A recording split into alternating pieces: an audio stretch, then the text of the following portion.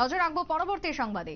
মঙ্গলবার বিশ্ব প্রতিবন্ধী দিবস, সেই উপলক্ষে আজকে মুকুট অডিটোরিয়ামে শান্তির বাজারে অনুষ্ঠিত হলো একটি আলোচনা সভা। দিব্যাঙ্গ র্যালিকে কেন্দ্র করে ঠিক কি বক্তব্য উঠে আসছে আজকে সোমবার, এই র্যালিকে কেন্দ্র করে কি জানাচ্ছেন সংশ্লিষ্টরা, শুনুন। যদি ইতিহাসের মধ্যে দেখি,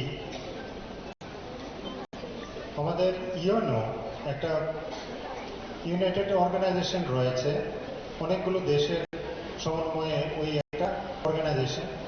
তারা সিদ্ধান্ত করে যে আমাদের সমাজে যারা ডিসেবল রয়েছে তাদেরকে নিয়ে আমাদের স্পেশাল অ্যাটেনশন দিতে হবে। তাদের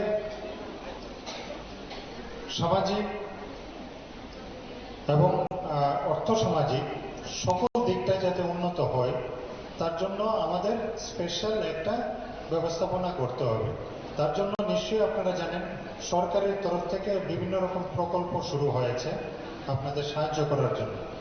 তার থেকেও বড় জিনিস রয়েছে, সিডিপি সাহেব যে কথাটা বলল, স্পেশালি অ্যাবেল মানে বিশেষভাবে সক্ষম।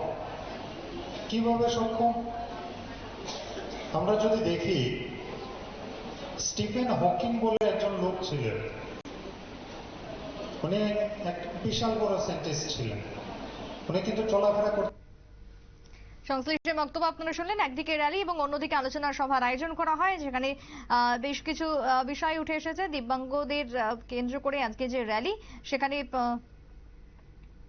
র্যালিকে কেন্দ্র করে অঙ্গনারী কর্মী থেকে শুরু করে শান্তির বাজার মহকুমা শাসক, বগাফা ব্লকের সিডিপিও সহ অন্যান্যরা উপস্থিত ছিলেন। ছোট্ট একটা বিরতির পর ফিরবো, সঙ্গে থাকুন।